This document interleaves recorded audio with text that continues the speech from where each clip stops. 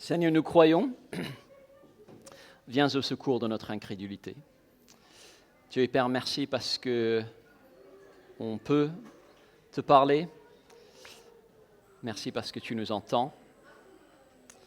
Merci parce que comme le dit le psaume 34, tes yeux sont sur les justes, tes oreilles sont attentives à leurs cris. Quand les justes crient, l'Éternel entend et tu les délivres de toute leur détresse. Sois avec nous pour la suite de cet après-midi. Au nom de Jésus. Amen. Bienvenue au Dimanche de la Forme. Ça fait un petit moment que je n'en ai pas fait. On en a eu un en hors-série il y a un mois environ sur le thème de la résurrection. Si c'est votre première fois au Dimanche de la Forme, ce sont des ateliers de formation biblique et théologique. Et le but de cet après-midi et dimanche prochain, c'est de parler du thème de la prière. Cet après-midi, pourquoi prier? Et dimanche prochain, ce sera pourquoi prier. Vous avez vu ce que j'ai fait là. Ouais. Il y en a qui ont compris.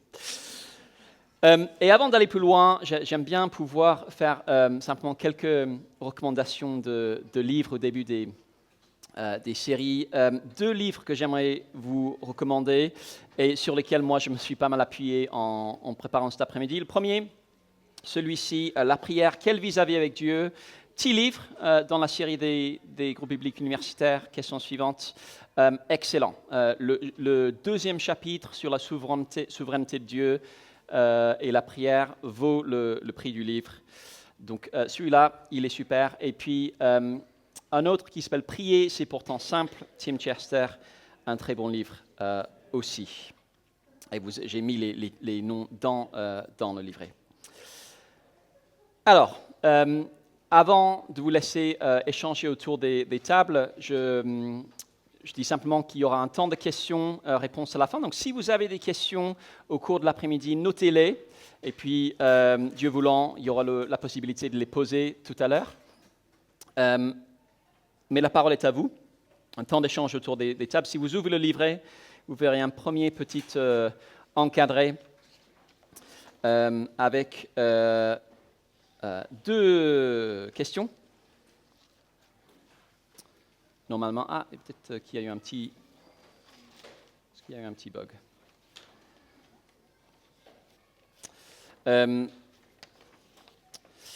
Normalement, vous avez un encadré. Je crois que dans certains des livrets, ce n'est pas dans le bon ordre. Mais ouais, c'est comme ça.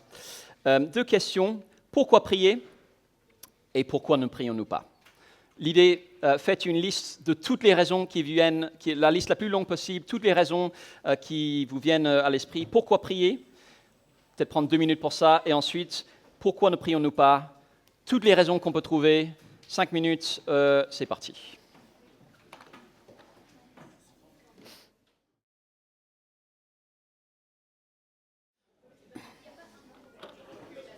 Alors, je ne vais pas vous demander si vous avez plus de raisons pour prier ou plus de raisons pour ne pas prier. Je n'ai pas le temps pour prier, je n'ai pas envie de prier, j'ai trop de choses à dire, je n'ai pas assez de choses à dire, je vais bien, donc à quoi ça sert de prier? Je vais mal, donc à quoi ça sert de prier? Dieu contrôle tout, donc à quoi ça sert de prier? Dieu ne contrôle pas tout, donc à quoi ça sert de prier? Dieu n'est pas assez bon pour s'intéresser à ma prière. Dieu est trop bon pour s'intéresser à ma prière. Voilà certaines de nos excuses, en tout cas des miennes, pour ne pas prier. Et face à tout ça, la Bible dit « priez sans cesse ». Priez sans cesse. 1 Thessaloniciens 5, verset 17. Paul, qui a pensé à encore plus de raisons que nous, probablement pour ne pas prier, priez sans cesse. Hello. Elle est venue prier avec nous. Encore et encore. Charlotte, are you going to see my... Je vous demande juste un petit moment.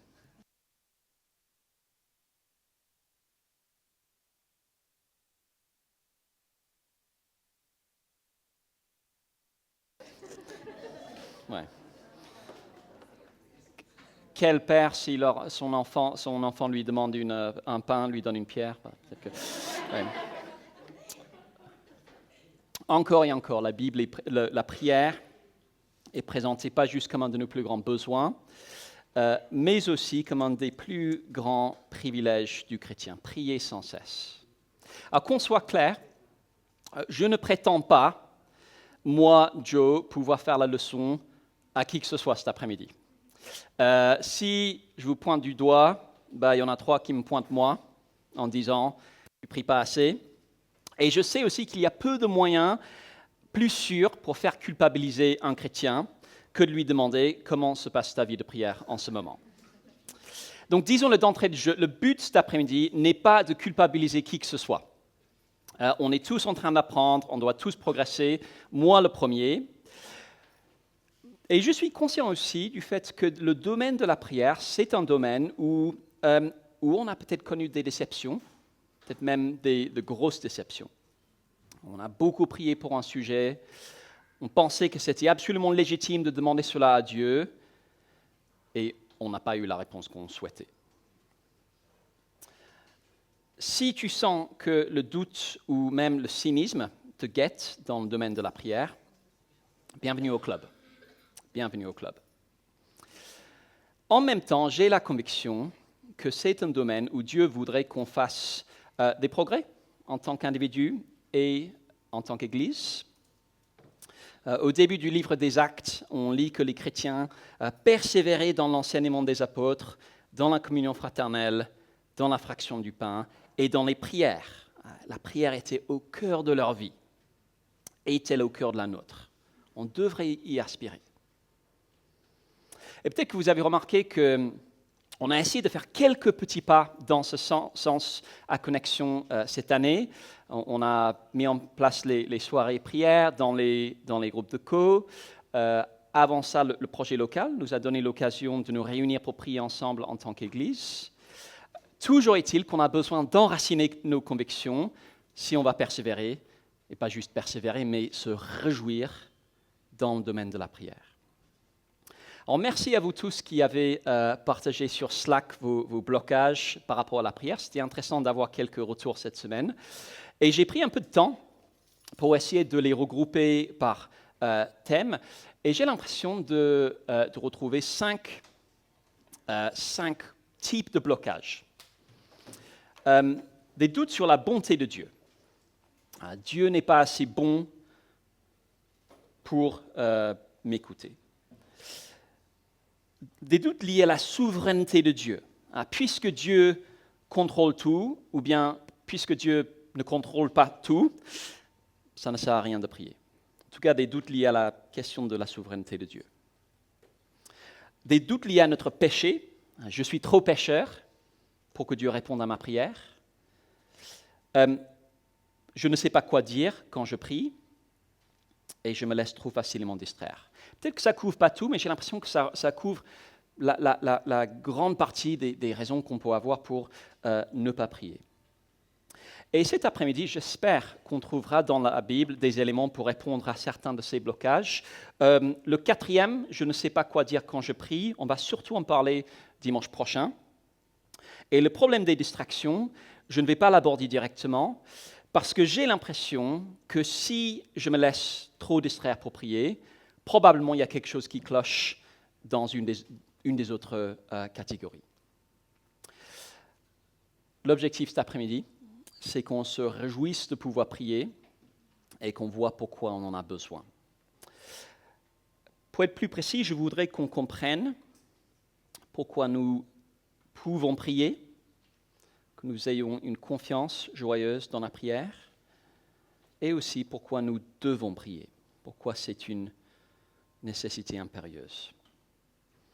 Et si vous ne retenez rien d'autre cet après-midi, retenez s'il vous plaît ces 6 mots prononcés par Jésus au début de la prière la plus célèbre du monde, « Notre Père qui es aux cieux ». Notre Père qui es aux cieux. Est-ce qu'on peut le dire ensemble? Notre Père qui es aux cieux. Tout est là-dedans. Tout est là-dedans. Toute la théologie, toutes les raisons qu'il nous faut pour qu'on se mette à prier sont quelque part contenues dans ces 6 mots. Notre Père qui es aux cieux. Et pour commencer, on va simplement se concentrer en fait sur les 2 premiers mots, notre Père. Et on peut tourner la page 2 dans les livrets.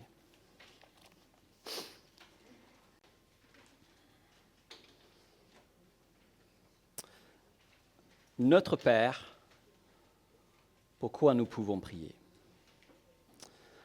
Alors réfléchissons un instant à ces 2 mots, notre Père, pardon, notre Père. Qu'est-ce qui est contenu dans ces 2 mots pour parler de Dieu? Qu'est-ce qu'ils nous disent? Quand on les creuse, on découvre que toute la Trinité, les 3 personnes de Dieu, sont à l'œuvre quand on prie. D'abord, la Bible nous dit que Dieu le Père aime nous entendre prier. Je ne sais pas quelle image nous vient en tête quand on nous parle de la prière. Peut-être qu'on pense à la personne la plus sainte qu'on connaît. Peut-être on imagine un moine dans un monastère qui se lève à 4 heures du matin pour prier pendant des heures. Peut-être qu'on pense à un prophète dans la Bible, Élie, on a parlé de lui tout à l'heure. Il prie et il ne pleut pas pendant 3 ans. Quand Jésus parle de la prière, l'image qu'il choisit, c'est simplement un enfant qui parle à son père pour lui demander de l'aide. Il commence la prière la plus célèbre du monde en disant « Voici donc comment vous devez prier, notre Père ». Ce serait possible de parler de la prière comme étant en premier lieu une discipline à cultiver, des habitudes à prendre, une routine à respecter, des objectifs à atteindre. Et la discipline a son importance, mais Jésus ne commence pas là. Jésus commence en disant que la prière, ce sont des enfants qui parlent à leur Père pour demander de l'aide. C'est Charlotte qui me dit « J'ai soif, est-ce que je peux avoir de l'eau s'il te plaît ?» Ou c'est Lucie qui me demande de l'aider avec ses devoirs de maths, à cette différence près que quand on prie, Dieu est vraiment compétent pour aider. Et les pères aiment écouter leurs enfants.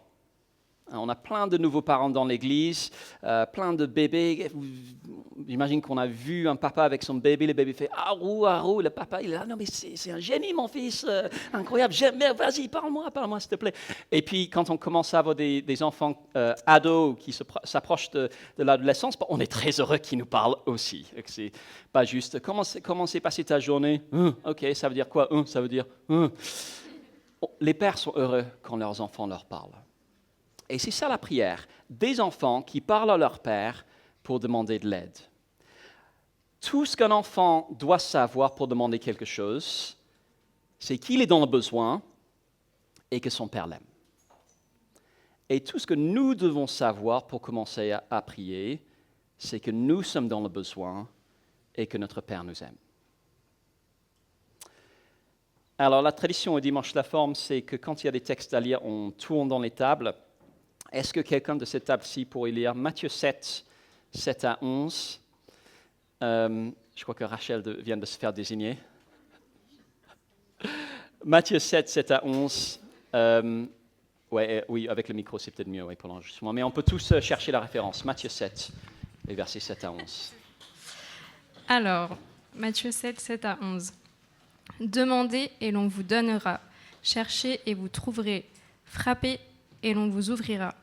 En effet, toute personne qui demande reçoit. Celui qui cherche trouve, et l'on ouvre à celui qui frappe. Qui parmi vous donnera une pierre à son fils, s'il lui demande du pain? Ou s'il demande un poisson, lui donnera-t-il un serpent? Si donc, mauvais comme vous l'êtes, vous savez donner de bonnes choses à vos enfants, votre Père céleste donnera d'autant plus volontiers de bonnes choses à ceux qui les lui demandent. » Merci beaucoup. Alors, c'est possible qu'on n'ait pas tous eu des relations super positives avec notre Père.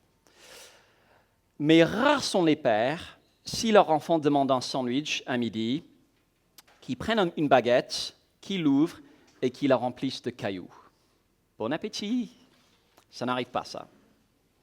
Rares sont les pères, quand leur enfant dit « J'ai une sortie scolaire demain, il faut apporter un pique-nique et j'aimerais avoir un œuf dur, s'il te plaît », qui vont au zoo de Paris pour demander qu'on mette un cobra dans un Tupperware. Si quelqu'un a déjà entendu parler de ça, venez me voir.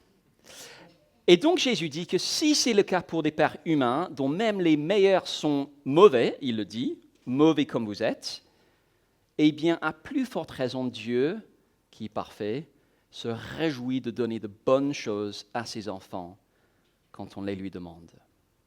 Il aime nous écouter et il aime répondre en nous bénissant. Si vous êtes à Connexion depuis un certain temps, vous avez peut-être remarqué qu'on se permet de prendre position contre quelque chose qu'on appelle parfois l'évangile de la prospérité. C'est l'idée que si on croit en Jésus, Dieu nous donnera richesse, réussite et santé. La Bible n'enseigne pas ça. Là où Dieu nous donnera la prospérité, c'est dans son royaume à venir, la nouvelle création. Mais ce serait possible de tellement vouloir nous distancer de l'évangile de la prospérité qu'on oublie que notre Père nous aime, il aime nous écouter et il aime nous bénir. Il aime nous donner de bonnes choses, et en particulier les choses qui nous font grandir dans notre relation avec lui, parce qu'on est ses enfants. Dans son livre, Tim Chester, dans le livre « Prier, c'est pourtant simple », Tim Chester dit ceci. « Jésus est le vrai Fils de Dieu, comme Adam et Israël étaient destinés à l'être. De plus, il est le Fils éternel de Dieu. Il a toujours été dans une relation intime, proche et aimante avec son Père.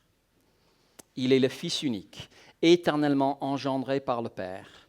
Il ne dit que ce qu'il entend de son Père et ne fait que la volonté de son Père. Il honore le Père et le Père l'honore.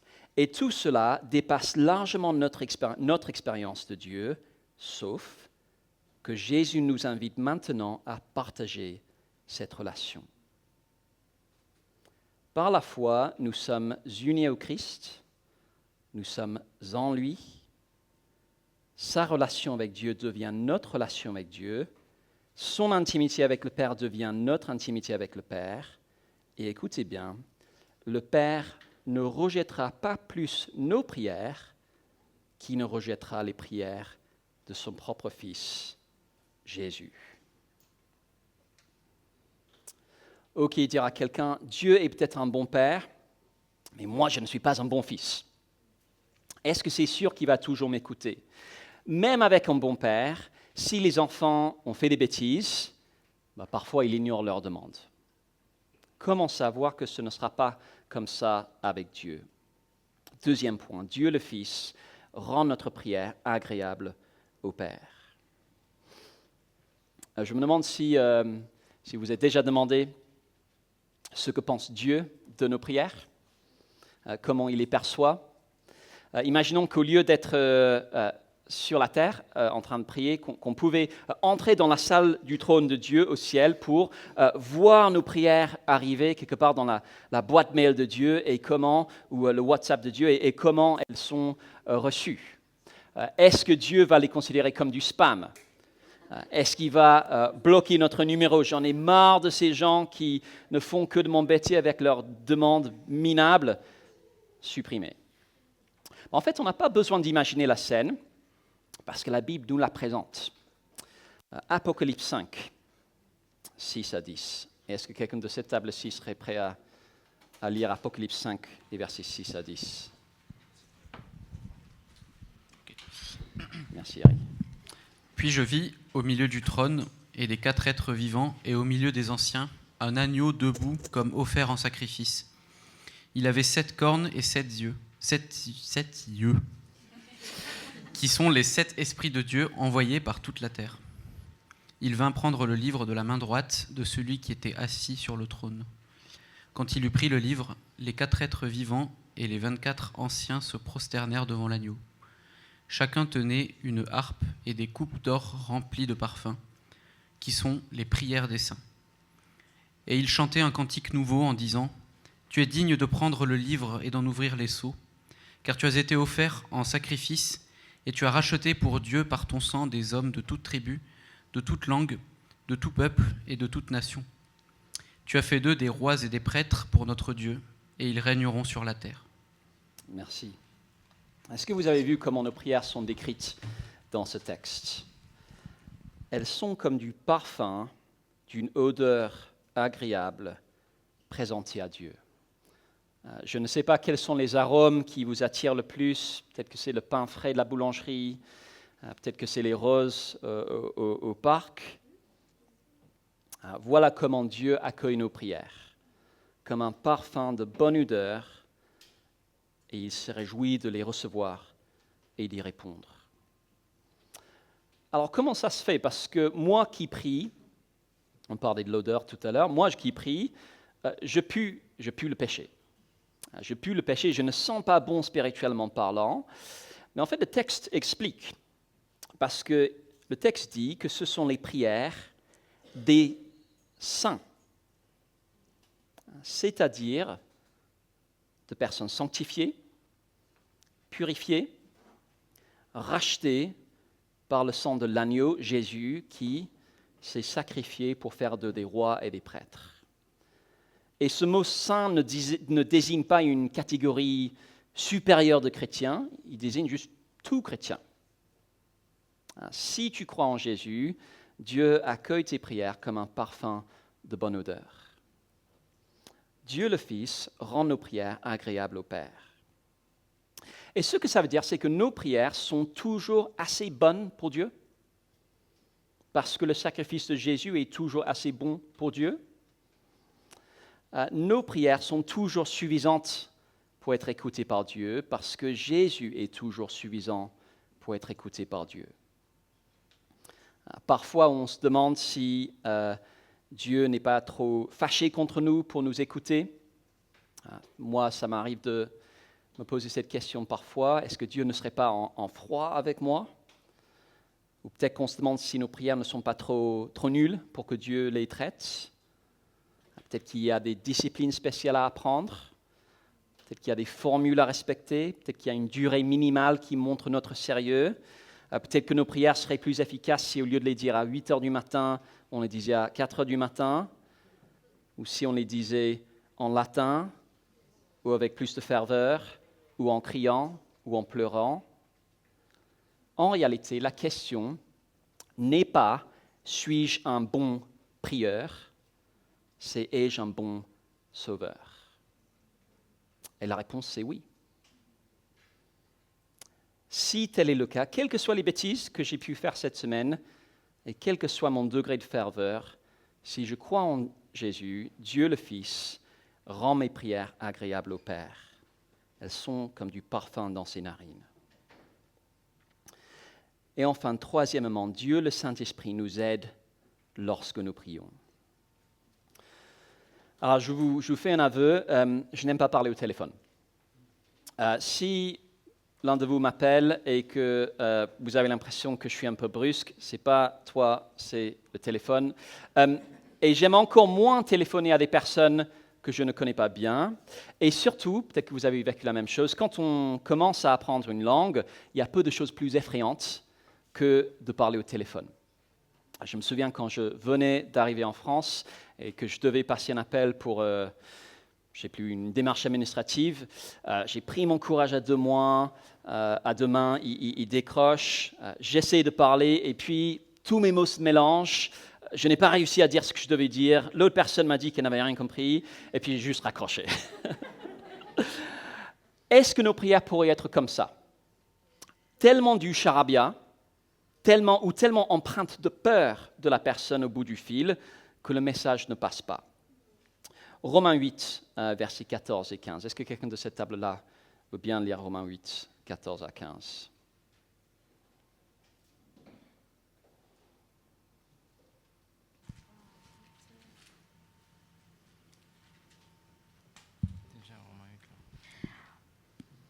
En effet, tous ceux qui sont conduits par l'Esprit de Dieu sont fils de Dieu, et vous n'avez pas reçu un esprit d'esclavage pour être encore dans la crainte, mais vous avez reçu un esprit d'adoption par lequel nous crions « Abba, Père ». Merci. Si je suis en train de travailler et que tout à coup j'entends « Papa !» et puis un cri incompréhensible, qu'est-ce qui fait que j'arrive en courant? C'est parce que je reconnais le cri comme étant l'appel au secours, pas de n'importe qui, mais d'un de mes enfants. « Papa, aide-moi avec les maths !» Désolé, je ne peux pas. Non pas que je ne voudrais pas le faire, mais c'est juste que je ne suis pas compétent pour le faire. Et c'est ce que l'Esprit Saint fait pour nos prières. C'est lui qui nous unit avec le Fils afin que le Père devienne notre Père.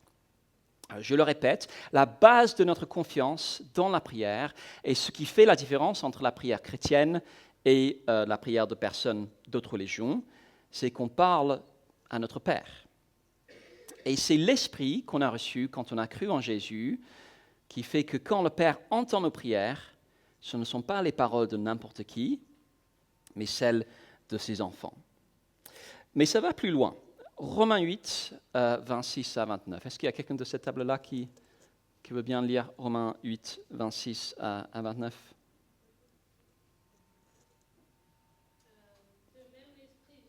Attends, prends peut-être le micro.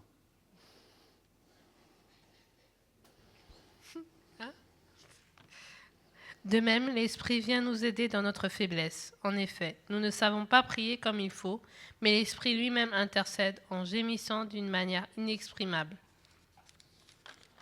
26 jusqu'à 29, s'il te plaît. Oui.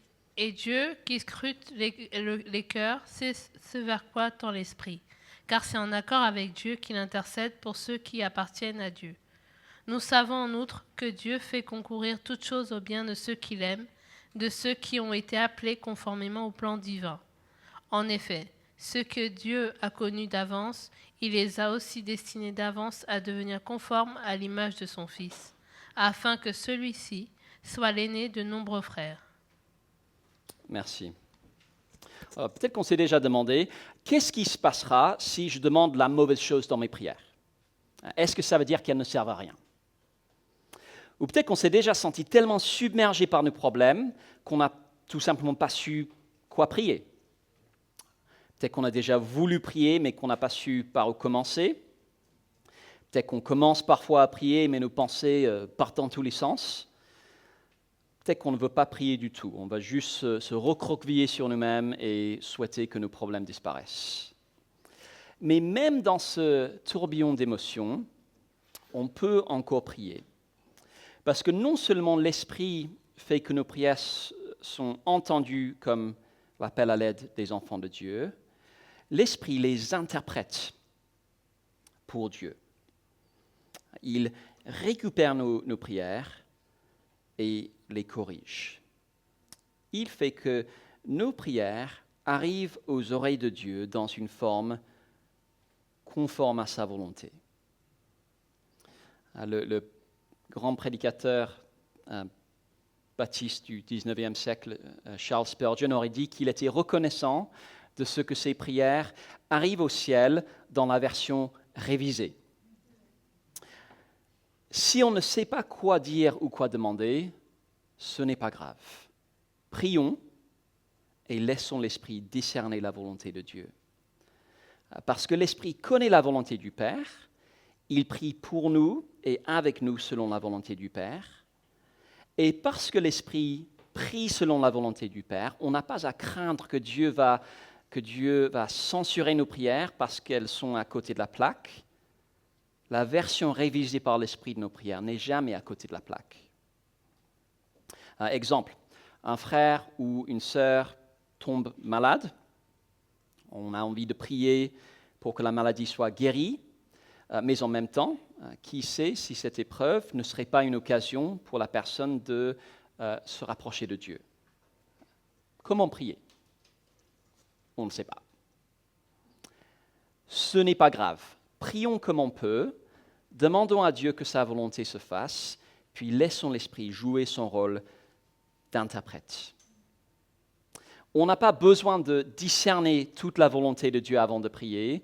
l'Esprit connaît la volonté de Dieu, nous devons juste prier pour que la volonté de Dieu se fasse. Et ce que ça veut dire, c'est que nous pouvons prier avec la confiance joyeuse et libératrice que Dieu nous entend. Toute la Trinité est impliquée pour que quand on prie, on soit écouté par notre Père. Avant de vous laisser échanger autour des tables, petite parenthèse. Une fois qu'on a compris qu'on prie notre Père, ce serait possible de faire fausse route de deux manières un peu contrastées.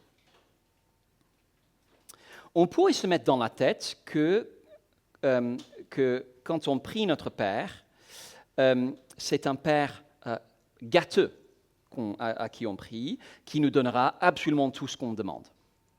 Et il y a des textes bibliques qui parfois sont... On peut avoir l'impression que c'est ce qu'ils disent. La table du fond, est-ce que quelqu'un veut bien lire Jean 14, 13 et 14 ?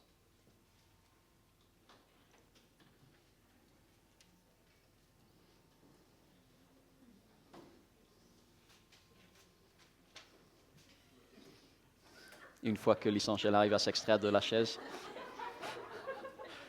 Personne n'a remarqué, t'inquiète pas.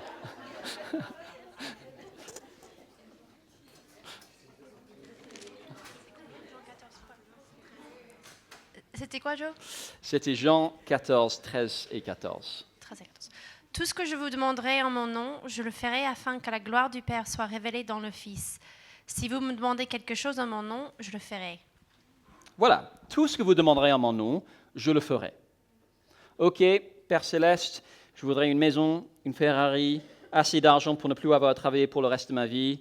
Je demande ça au nom de Jésus et j'aimerais cocher l'option livraison rapide.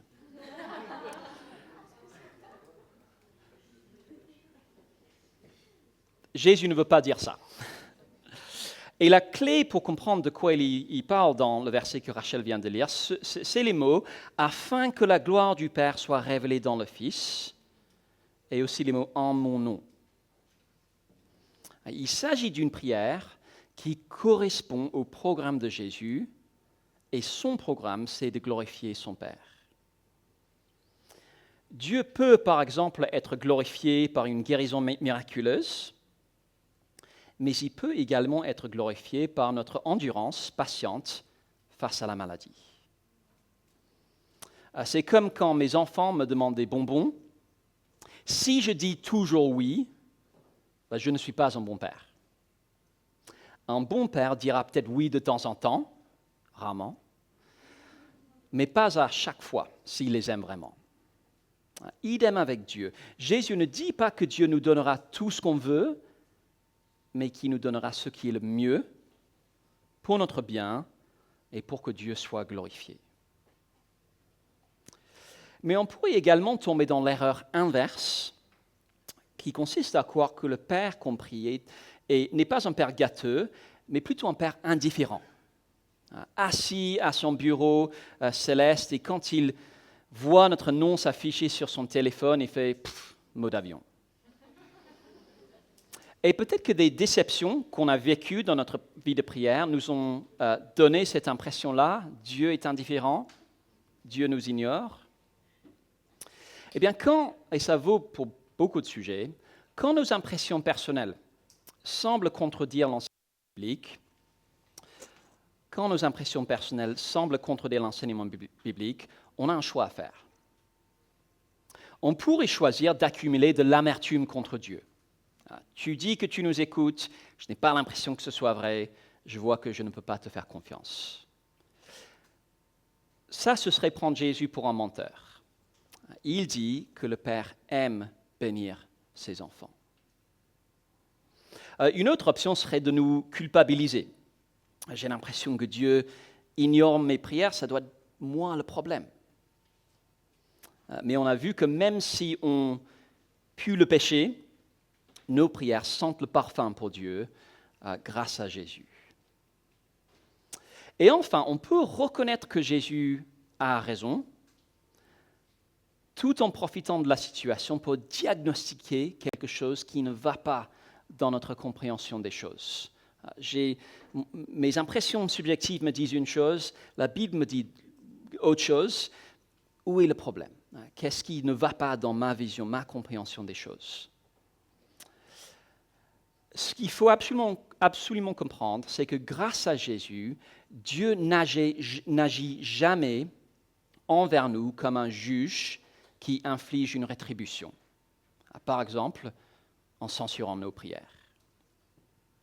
Il agit toujours envers nous comme un père avec des enfants qu'il aime. Alors, un père discipline ses enfants. Parfois, Dieu nous discipline en répondant à nos prières, en disant « Non, en fait, ce n'est pas bon pour toi, ça. Je vais te donner quelque chose de mieux, selon mes critères de ce qui est le mieux. » Parfois, il nous discipline en exposant des motifs égoïstes derrière nos prières. Parfois, il nous discipline en attirant notre attention sur un péché dont je refuse de me repentir. Non pas qu'il faut être parfait pour prier, mais parfois notre Père répond en disant « Attends, mon coco, d'abord je veux que tu te réconcilies avec elle. » Ou « Je veux que tu demandes pardon à lui. » Mais dans tout ça, ce qui est primordial à comprendre, c'est que Dieu n'agit jamais en père indifférent. Il répond toujours en père aimant, qui veut notre bien, même si on ne voit pas toujours les tenants et les aboutissants. Nous prions notre Père. C'est pourquoi nous pouvons prier avec une confiance joyeuse. Alors, on va prendre quelques minutes maintenant pour juste échanger autour des tables. Et il y a un encadré en haut de la page 3. Et l'idée, c'est de revenir sur les excuses qu'on a données pour ne pas prier, qu'on a données au début, et dans quelle mesure ce qu'on a vu permet de répondre aux excuses pour ne pas prier citées au début. Peut-être que ça ne répond pas à toutes les excuses, peut-être que ça répond à certaines d'entre elles. À vous d'en discuter. On prend 5 minutes pour ça, et puis on va reprendre.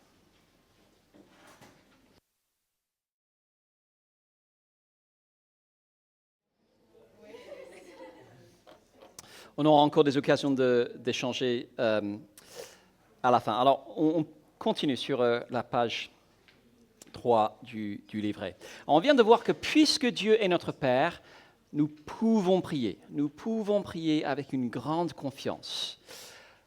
Maintenant, ce qu'on va voir, c'est que puisque notre Père est aux cieux, nous devons prier. C'est un besoin. Dire que notre Père est aux cieux, c'est reconnaître que notre Père n'est pas n'importe qui. C'est le maître de tout, c'est le plus haut, c'est le plus puissant. C'est reconnaître, premièrement, que Dieu contrôle l'univers, pas nous.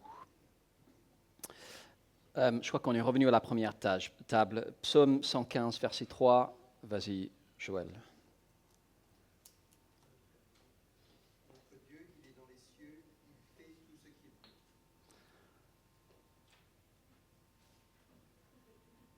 Je ne suis pas sûr que le...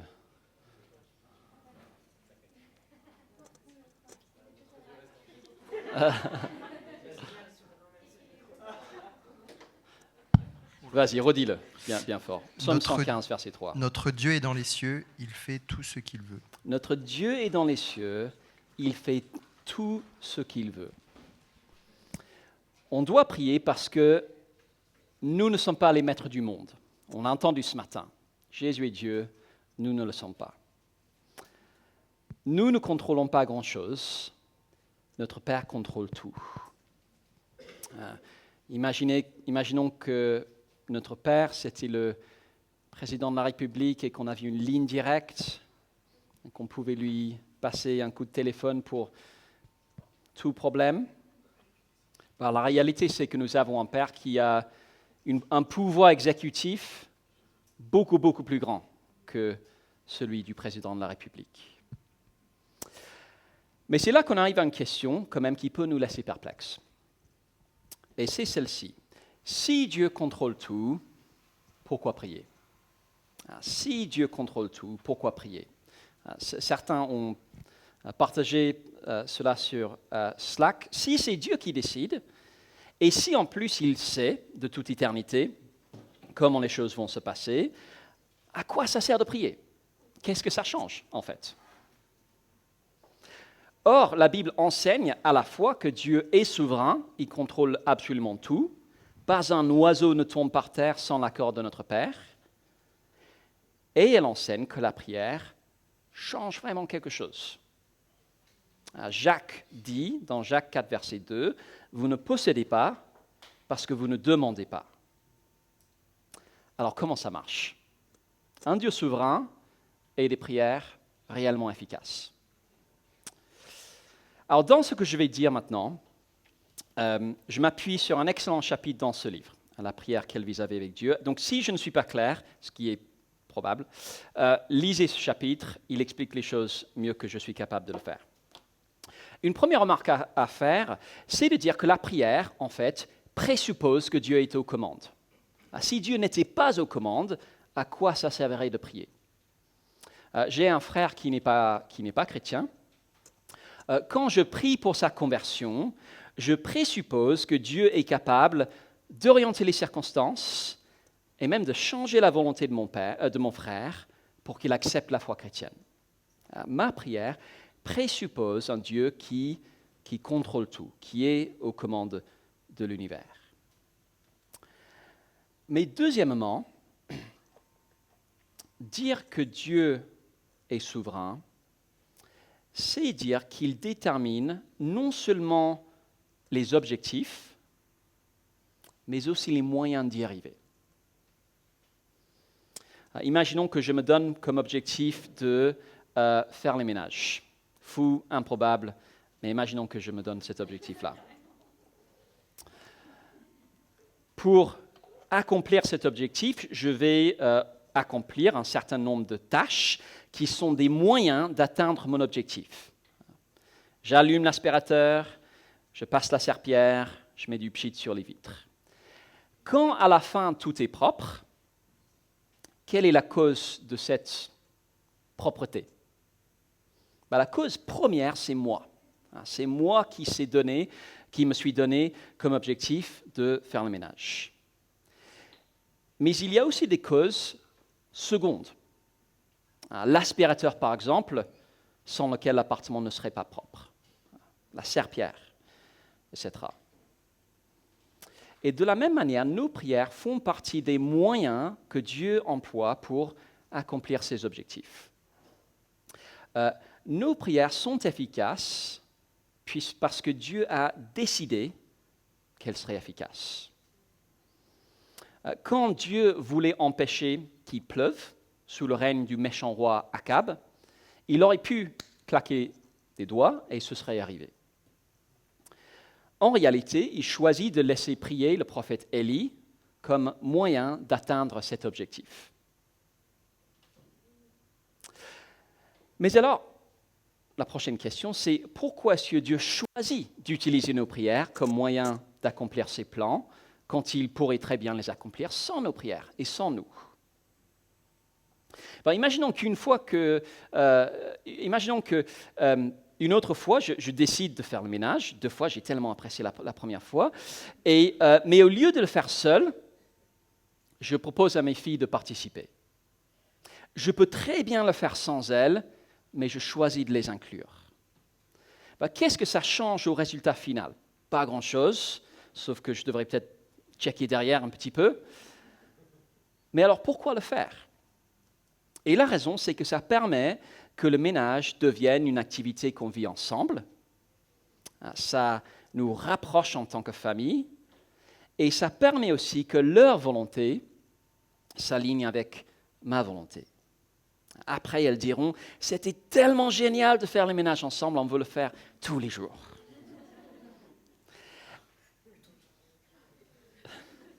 Même chose avec la prière. Dieu choisit d'utiliser nos prières pour accomplir ses plans, pour nous rapprocher de lui et pour que notre volonté s'aligne sur la sienne. Dans ce livre, Thierry User dit ceci. Non seulement la prière est grâce, mais l'efficacité de la prière est grâce. Elle signifie que Dieu choisit de suspendre son action jusqu'au moment où nous la prenons à cœur pour la lui demander, non seulement comme sa volonté, mais aussi comme la nôtre. Il y a des éléments de son plan que Dieu ne déclenchera que lorsqu'ils feront partie de nos projets. Cela montre de manière admirable un Dieu de partage. Magnifique. Dieu est souverain et en même temps nos prières sont efficaces parce que Dieu s'en sert comme moyen pour faire de nous des partenaires dans son plan.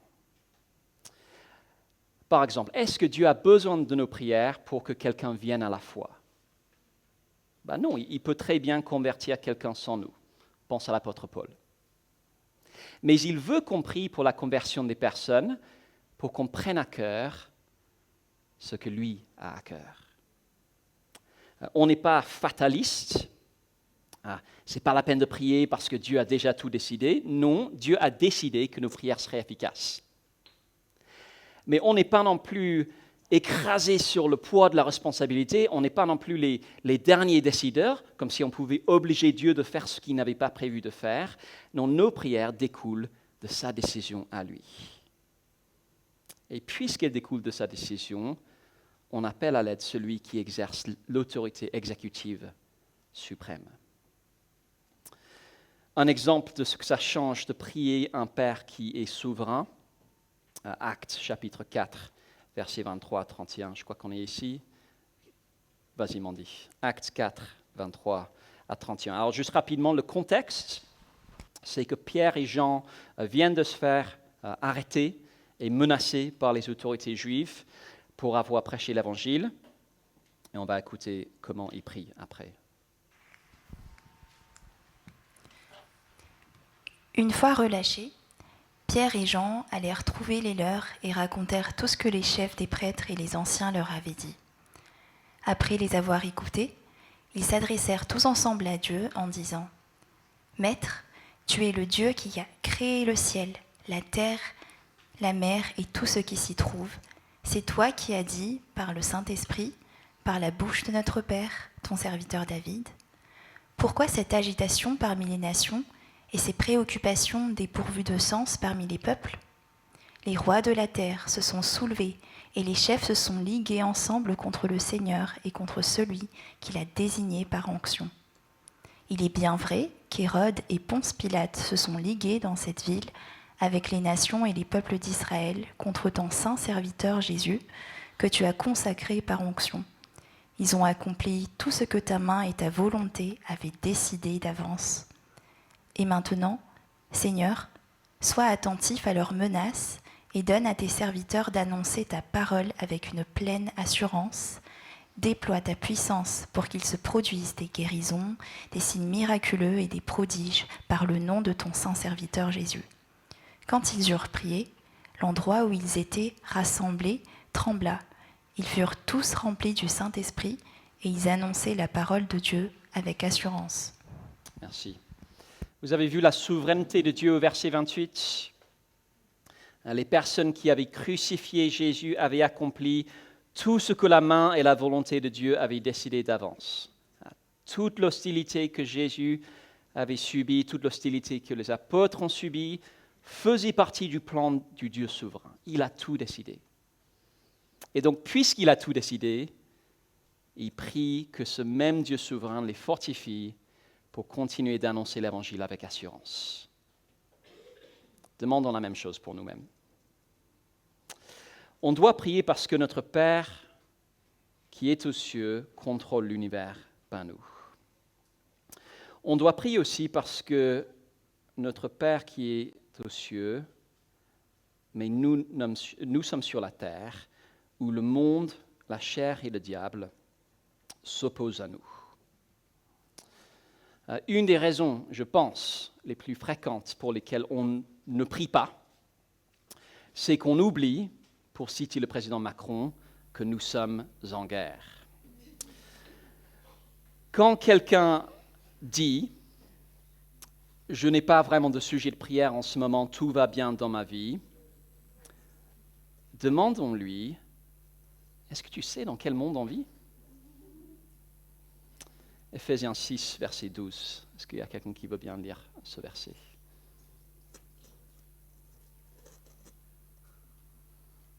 Vas-y, Avch.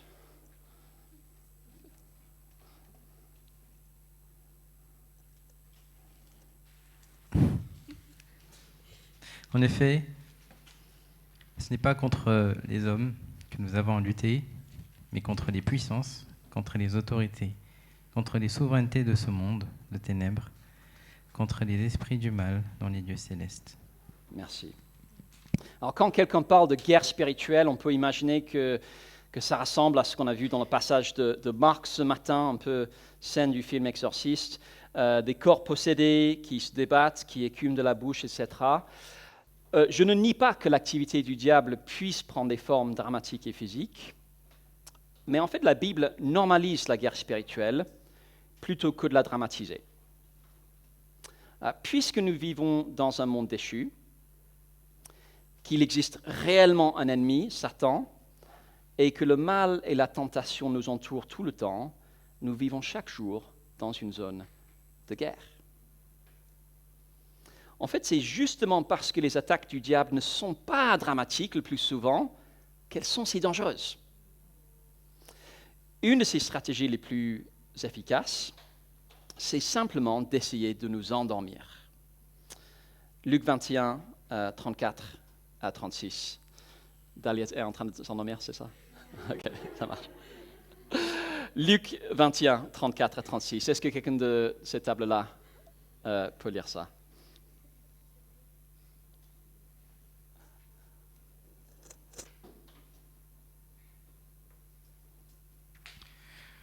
Luc 21, 34 à 36.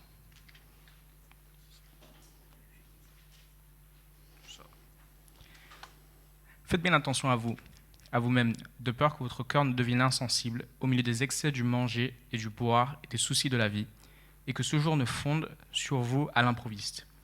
En effet, il abattra comme un piège sur tous les habitants de la terre.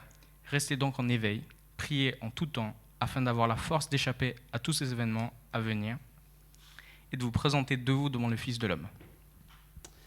Vous avez vu l'appel à la prière, restez donc en éveil, priez en tout temps, afin de pouvoir vous présenter debout, et pas couché, quand Jésus reviendra. John Piper, le pasteur américain, demande si on pense que la prière est plus comme un talkie-walkie utilisé en temps de guerre, ou comme un interphone pour appeler le majordome à nous apporter un oreiller de plus. Et si on pense que c'est plus comme l'interphone pour le majordome, on se dira peut-être, laissons le majordome tranquille, contentons-nous de l'oreiller qu'il nous a apporté hier. En fait, la prière, c'est un talkie-walkie de guerre pour invoquer la puissance divine, pour nous donner la capacité de vaincre le diable, surmonter la tentation, prendre des risques pour Dieu, répandre la bonne nouvelle de Jésus dans des endroits dangereux, sauver des prisonniers spirituels, établir la justice, accomplir des actes de miséricorde. Et si c'est ça, si c'est un talkie-walkie militaire, ce n'est pas quelque chose qu'on peut négliger. C'est quelque chose qui me travaille pas mal en pensant à moi-même, en pensant à nous tous. Nous pensons que nous sommes en sécurité spirituellement. Et nous sommes en sécurité spirituellement, mais notre sécurité consiste en partie dans le fait que nous avons ce talkie-walkie pour appeler Dieu à l'aide à tout moment. Si je ne le décroche pas, suis-je en sécurité? Pas sûr. Je néglige un moyen de protection que Dieu nous a fourni. Et donc, si je dis que tout roule dans ma vie, pas besoin de prier, ça va très bien, en fait, je suis en danger. Peut-être que le diable est en train de m'endormir, tout simplement. La bonne attitude à avoir, c'est de venir devant Dieu en disant « Père, je suis faible, je suis vulnérable, je risque à tout moment de m'endormir, ou de me détourner de toi, protège-moi, défends-moi, envoie un bombardement sur l'adversaire. On prie parce que le monde, la chair et le diable s'opposent à nous. Et on prie enfin parce que tant qu'on est sur cette terre, notre faiblesse nous maintient à genoux. 2 Corinthiens 1, 8 à 11, c'est à la table du fond. Est-ce que quelqu'un pourrait lire 2 Corinthiens 1, 8 à 11?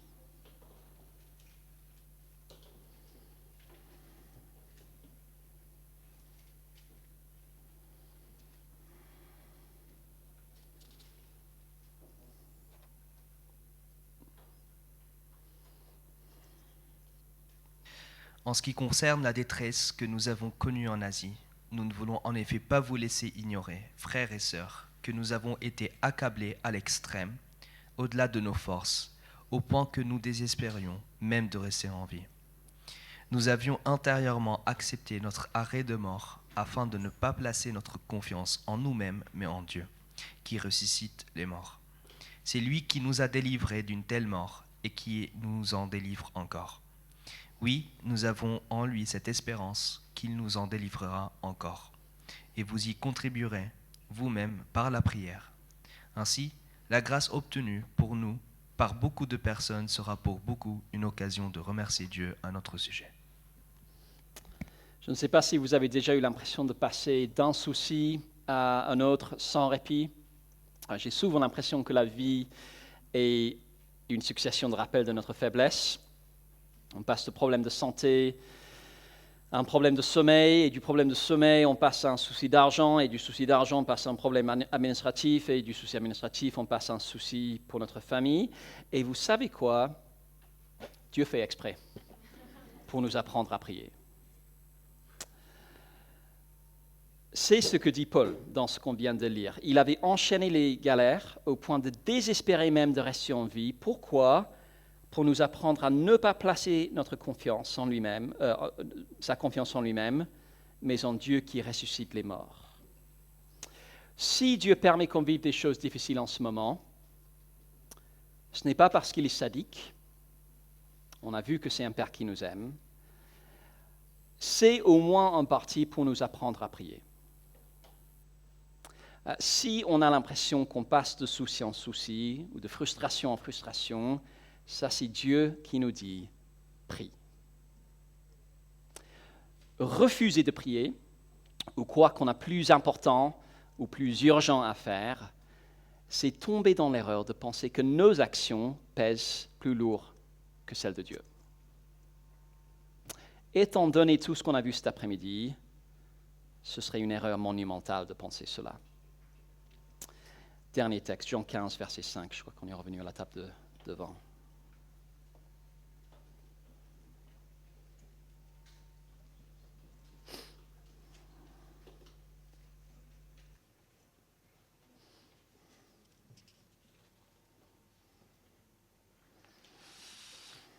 Lorsqu'il l'a retrouvé, Jean 15, verset 5.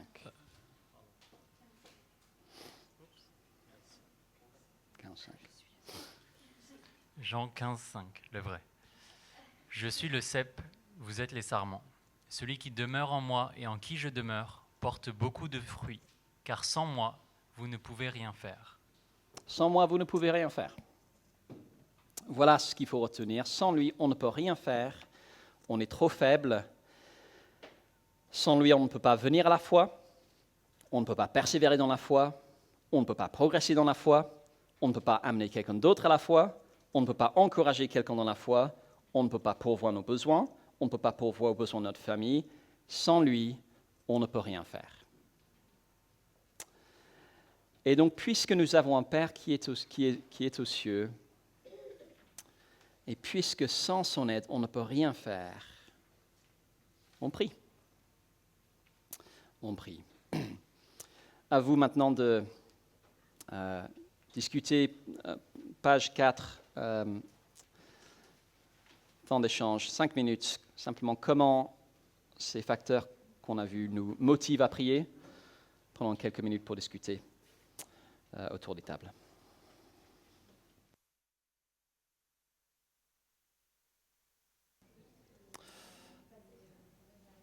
Ok, rapidement, avant de vous laisser éventuellement poser des questions si vous en avez.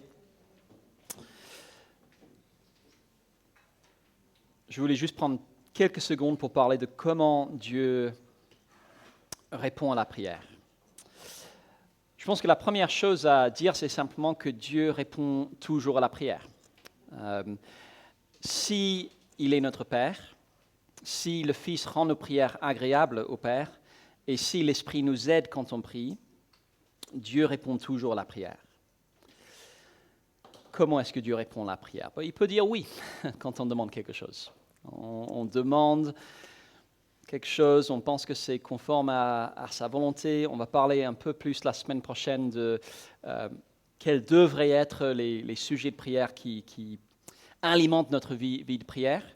Et Dieu dit oui. Moi, les rappels de notre faiblesse qu'on a vécu avec ma famille ces dernières années, peut-être besoin d'un nouveau logement ou besoin de trouver du soutien, plus de soutien pour quelque chose. Toujours des occasions pour voir que sans lui, on ne peut rien faire. Et puis on prie et on voit que Dieu est au rendez-vous. Il peut répondre en disant non, mais. Et je dis non, mais, parce que, comme on l'a vu, Dieu aime écouter ses enfants. Et donc, parfois, Dieu va dire non à une prière, mais c'est l'occasion de pointer quelque chose. Peut-être un domaine où on a besoin d'être un petit peu rééquilibré. Peut-être que nos prières témoignent de mauvaises priorités, de mauvais motifs. Et Dieu peut répondre en disant non, mais. Souvent, Dieu répond à la prière en disant « attends ».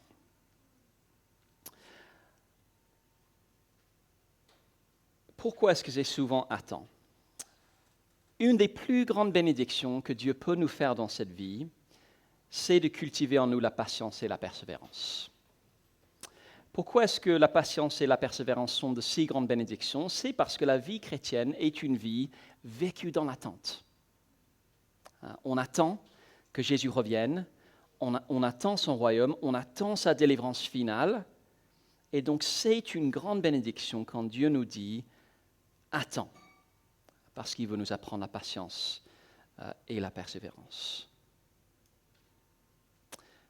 Mais on continue de prier avec d'autant plus de ferveur. Peut-être que vous connaissez la parabole de la veuve et du juge inique dans Luc chapitre 18, avec cette veuve qui prie instamment que le juge fasse la justice, et combien même c'est un juge qui ne craint ni Dieu ni les hommes, en raison de son insistance, il finit par lui demander ce qu'elle demande. Et Jésus termine en disant, à plus forte raison, votre Père qui est bon, qui vous aime, si vous priez instamment, il finira par faire la justice pour les siens. Je pense que c'est une prière, en fait, pour que Jésus revienne. Et il est en train de dire, priez pour cela sans relâche, quelle que soit la durée que ça prend. Tant de questions. Est-ce qu'il y a des questions? Après, on prendra du temps justement pour prier. Ce serait un peu bizarre d'avoir un atelier sur la prière où on ne prie pas. Mais avant cela, est-ce qu'il y a des questions?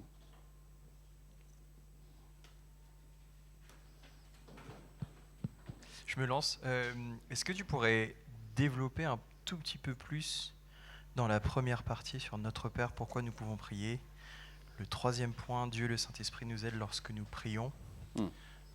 Suite à ce que tu as dit, ça me faisait réfléchir sur le fait que si on prie mais que nos prières ne sont pas forcément pleines, parfaites ou compréhensives, et qu'ensuite ça passe dans la machine le serveur de l'esprit qui vient tamponner avec la conformité, est-ce que ça veut dire qu'on peut prier, je sais pas moi, si Cyril il cherche du travail et que je demande à Dieu et tu puisses l'aider à trouver un travail qui te convient, qu'il ne trouve pas de travail, et en fait peut-être la prière qui est transformée, c'est que en fait qu'il trouve sa satisfaction dans le travail dans lequel il est.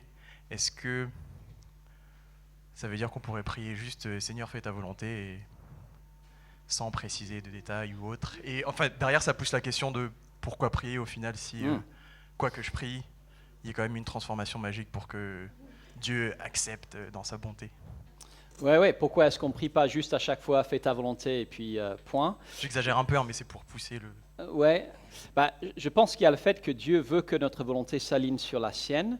Alors moi, je ne suis pas sûr de tout comprendre à ce verset dans Romains 8, mais ouvrons le texte et comme ça on pourra le regarder ensemble.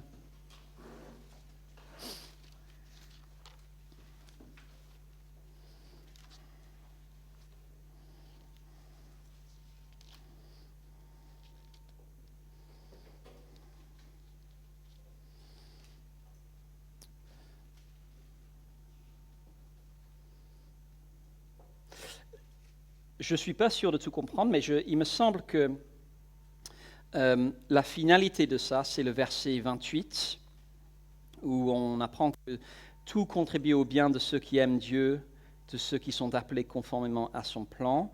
Et ce que ça veut dire que tout contribue à notre bien, c'est, précisé à la fin du verset 29, qu'on soit conforme à l'image de son Fils, afin que celui-ci soit le premier-né d'un grand nombre de frères.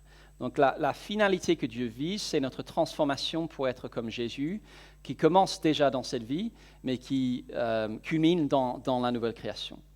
Et donc déjà aujourd'hui, on prie pour des choses, mais très souvent, on ne sait pas ce qu'il faut prier. Et Paul est en train de dire qu'il ne faut pas avoir peur d'être quelque part en dehors de la volonté de Dieu ou en décalage avec la volonté de Dieu, avec son plan, parce que on a l'Esprit qui est là, qui intercède aussi, qui prie pour nous, et qui fait que même si nous on prie les mauvaises choses, Dieu va toujours faire ce qu'il faut faire pour nous transformer à l'image de Christ.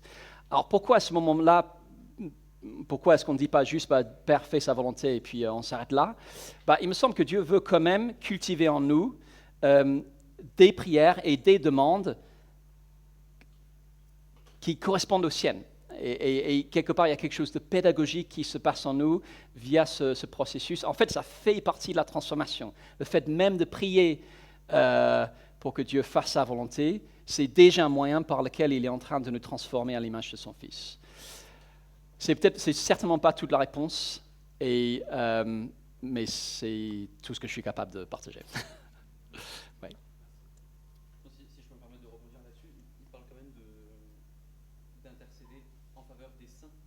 Le fait qu'il mentionne les saints, c'est-à-dire des personnes mises à part par Dieu, sanctifiées, c'est-à-dire qu'on n'est plus appelé à vivre selon le monde, mais à vivre une vie sainte. Donc à part. Oups, ça revient. ça m'a fait peur, je me suis fait peur. on est appelé à, le fait qu'il dit qu'il intercède en faveur des saints, je veux dire, c'est naturel qu'une personne sainte, son moyen de communication avec Dieu, ce soit la prière, son moyen d'échanger avec Dieu, ce soit la prière, parce qu'elle n'est plus appelée à une vie terrestre, entre guillemets, mais à une vie sanctifiée, mise à part avec Dieu. Ouais. Je sais pas. Non, je pense que c'est juste. Je me demande si l'accent est plus sur le mode de vie qui va avec le fait d'être saint, ou plus avec le statut saint qui fait qu'on fait partie de la famille de Dieu et il va toujours agir en notre faveur. Mais oui, je pense qu'il y a de ça. C'est-à-dire que Dieu veut déjà cultiver en nous des priorités et des prières saintes, quoi.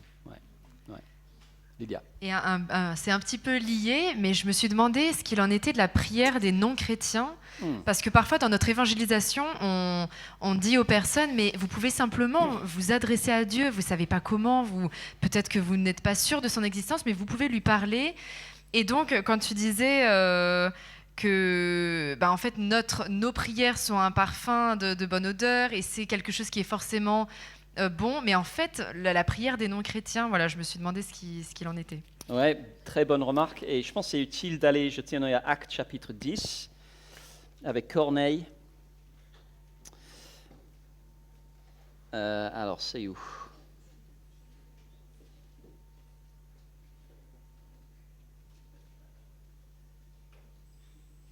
Actes chapitre 10, verset 4. Donc là, il s'agit de quelqu'un qui ne croit pas en Jésus. Corneille, c'est un officier romain qui craint Dieu, qui est décrit au verset 2 comme étant quelqu'un qui est pieux et qui craignait Dieu, mais qui ne croit pas encore en Jésus. Et le verset 4 Je vais peut-être juste tout lire à partir du verset 1. Il y avait à Césarée un homme appelé Corneille qui était officier dans la troupe romaine appelée cohorte italienne. Il était pieux et craignait Dieu avec toute sa maison. Il donnait beaucoup d'argent au peuple et il ne cessait de prier Dieu. Vers 3 heures de l'après-midi, il vit clairement dans une vision un ange de Dieu entrer chez lui et dire « Corneille ». Il fixa les regards sur lui et rempli de crainte, il répondit « Qu'y a-t-il, Seigneur ?» L'ange lui répondit « Tes prières et tes dons que tu as faits sont montés devant Dieu et il s'en est souvenu. Maintenant, envoie des hommes à Jaffa et fais venir Simon, surnommé Pierre, etc. » Donc Corneille n'est pas chrétien, il ne connaît pas Jésus, mais quelque part, le fait qu'il prie, ça semble être déjà le signe que Dieu est en train de le préparer pour croire en Jésus, et c'est ce qui se passe après. Pierre arrive, lui explique l'évangile, il croit, il est baptisé, etc. Donc les prières de personnes qui sont non chrétiennes, quelque part le fait que quelqu'un crie vers Dieu et demande que Dieu ouvre les yeux, c'est déjà un signe que Dieu est à l'œuvre. C'est un peu comme le Père dans le passage de Marc qu'on a vu ce matin. Je crois, Seigneur, aide-moi avec mon incrédulité. Où est-ce qu'il en est exactement par rapport à Jésus, ce Père? On ne sait pas trop. Mais dans la mesure où il y a ce désir que Dieu ouvre nos yeux et nous permette de comprendre les choses, il y a déjà par cet acte de prier peut-être le début de l'œuvre du Saint-Esprit. C'est pour cette raison-là qu'on met des prières à l'écran tous les dimanches pendant la scène, parce qu'on croit que des personnes qui ne connaissent pas encore Jésus, mais qui demandent à Dieu de les aider, que Dieu les entend. Ouais. Ouais. Rachel, je crois qu'il y avait une question devant aussi. Mais... Et pas forcément une question, mais juste un encouragement dans la prière spécifique, qui est que pour moi c'est la même chose que quand on demande des nouvelles de quelqu'un et qu'on demande juste ça va. Enfin, tu vois, ça va? Ah ok. Et en fait, si tu aimes vraiment quelqu'un, que tu t'intéresses et que tu vas poser des questions spécifiques, mais comment ça se passe en ce moment dans ta famille, ton travail, ça va mieux avec Dieu et tout. Et j'ai l'impression que quand on prie pour quelqu'un de manière vraiment spécifique, on se soucie. Et après, quand il y a vraiment des réponses à la prière, on va se réjouir profondément. Tandis que si on demande juste, Seigneur, que ta volonté soit faite, j'ai l'impression qu'il y a un petit peu plus de détachement et d'apathie, comme on disait. Ouais. C'est ça, ouais. Bonne remarque. Rachel. Comment trouver l'équilibre entre prier avec l'assurance que Dieu peut l'exaucer et que Dieu, avec la conviction que Dieu va le faire? Parce qu'il y a dans Jacques, il parle de, si vous demandez la sagesse, prier sans doute. Et est-ce que c'est assez unique à la prière pour la sagesse? Parce qu'on veut avoir cette confiance que Dieu peut le faire, mais est-ce que ça se limite juste à « je sais qu'il peut le faire » mais tu vois où je veux en venir? Ouais. Alors, dans Jacques, c'est au début de Jacques, Jacques 1. J'ai pas beaucoup travaillé sur Jacques, mais j'ai l'impression que dans Jacques, il y a un peu ce profil de l'homme à l'âme partagée, et c'est quelqu'un qui est un peu entre deux chaises, quoi. Il ne sait pas s'il veut suivre Jésus avec toute sa vie ou s'il veut vivre pour lui-même. Et je pense que quand Jacques lui parle de la prière, il est en train de dire, ok, tu peux prier, mais choisis ton camp. Est-ce que tu vas vraiment aller avec Jésus et lui parler et cultiver cette relation avec lui, ou est-ce que tu vas être là à, je sais pas trop, est-ce que je veux suivre Jésus, est-ce que je veux pas suivre Jésus? Donc j'ai l'impression que dans Jacques, il y a un peu cet appel à prendre parti. Et puis pour la question de prier avec confiance, mais prier aussi sans savoir, les choses que Dieu promet de donner sont des choses qu'on peut demander avec une confiance absolue. Donc Dieu promet qu'il va établir son règne sur la terre, et donc on prie avec une certitude absolue quand on demande que ton règne vienne. On va en parler plus dimanche prochain. Simplement, on ne sait pas quand ce sera. Et puis il y a un côté déjà et pas encore avec ça, donc il y a que ton règne vienne maintenant à travers des vies de justice, et on peut prier que Dieu cultive ça déjà en nous. Et puis il y a aussi le prier Seigneur viens. Il y a d'autres choses que Dieu promet de nous donner. il promet, voilà, si votre Père nourrit les oiseaux et habille les fleurs du champ, à combien plus forte raison est-ce qu'il va pas vous habiller et vous nourrir aussi? Donc Dieu promet qu'il va prendre soin de nous de cette façon. Ce qu'il ne précise pas, c'est comment. Donc on peut prier en disant « Seigneur, fais que j'ai ce nouveau travail, et puis parce que j'ai besoin de travailler pour avoir de l'argent. » Peut-être qu'il ne nous le donnera pas, mais on peut avoir la certitude qu'il va pourvoir nos besoins d'une manière ou d'une autre. Donc, autre exemple, le projet local. Dieu ne nous avait pas promis le bâtiment qu'on essayait d'acheter. On croyait que ça pouvait s'inscrire dans les priorités de Dieu, mais Dieu est tout à fait libre d'en décider autrement. Et voilà. Donc ce que Dieu a promis, c'est que l'Évangile va se répandre dans le monde. On veut demander qu'il se serve de nous pour le faire, mais libre à lui de choisir si ça va passer par l'achat d'un local ou autre chose. Ouais. Ouais.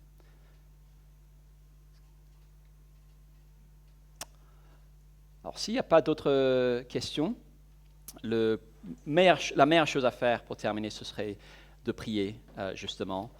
Donc, ouais. Ah. Petite question, désolé. Je pense qu'inconsciemment, je me dis dans ma tête que plus j'ai de foi et plus mes prières vont être exaucées, et que ça passe par le fait que ma volonté est en phase avec Dieu, et donc elle sera exaucée. Et là, il y a l'exemple de Jésus qui me revient et qui prie quelque chose qui n'est pas exaucé à Dieu, quand il dit s'il est possible d'éloigner cette coupe de colère, mais cependant ta volonté et non la mienne. Du coup, voilà, c'est un point de réflexion. J'ai pas vraiment de questions. Point de réflexion, comment se positionner là-dessus. Est-ce que c'est possible d'être est-ce qu'il faut chercher à prier des prières dont on sait que c'est la volonté de Dieu, ou pas forcément? Elle est floue, ma question, mais... C'était la foi au début? J'ai l'impression qu'il y a un peu deux éléments. Il y a dans quelle mesure ça dépend du degré de ma foi, et la seconde partie, c'était plus... En fait, je vois Jésus lui-même qui a prié quelque chose qui ne s'est pas exaucé. Donc, est-ce que c'est finalement... C'est pas un signe de non-foi? C'est pas forcément corrélé, quoi. Enfin... Ouais, mais après avoir prié quand même le... Ouais, non, c'est une bonne... La prière du jardin de Gethsémane, si c'est possible que cette coupe s'éloigne de moi, mais que ta volonté soit faite. Je pense que ce qu'on voit là, c'est que Jésus est un être humain, et là, on voit que la perspective de la crucifixion est effrayante pour lui. Et pas juste la crucifixion, mais la coupe qui est l'image biblique pour la colère de Dieu. Donc il sait à quoi il se prépare, et en même temps il dit que ta volonté soit faite. Donc on a un peu une fenêtre sur l'humanité de Jésus. Les théologiens nous disent qu'il y a deux volontés en Jésus. Il y a une volonté qui correspond à sa nature humaine, une volonté qui correspond à sa nature divine. Et donc quand il dit « non ma volonté mais la tienne », c'est une façon de dire que je suis un homme et j'ai très peur de ce qui va se passer, mais je m'aligne sur ce que tu veux. Et ce que Dieu veut, c'est aussi sa volonté. Il y a une seule volonté divine qui est celle du Père et celle du Fils dans sa divinité. Ouais, on peut voir ça. Passage difficile. Ouais, donc on peut voir ça comme un encouragement pour nous, à plus forte raison, de ne pas avoir peur de prier ce qu'on ressent, quoi, dans nos tripes. Ouais. Et même si voilà, on la soumet quand même à la volonté de Dieu, mais on prie ce qu'il y a quand même dans nos tripes. Ouais, et alors j'ai pas encore tout préparé pour dimanche prochain, mais on voit dans les psaumes que les psalmistes affirment des choses qui sont théologiquement fausses. Pourquoi dors-tu, Seigneur? Pourtant, c'est dans la Bible. Okay, ouais. Alors nous, on ne va pas dormir, on va prier. Donc, autour des tables, passons du temps, remercier Dieu pour le privilège de la prière. Si l'inspiration nous manque, rebondir sur les versets de Matthieu 7 qu'on a lus. On prend 5 minutes pour ça, et ensuite ce sera la fin.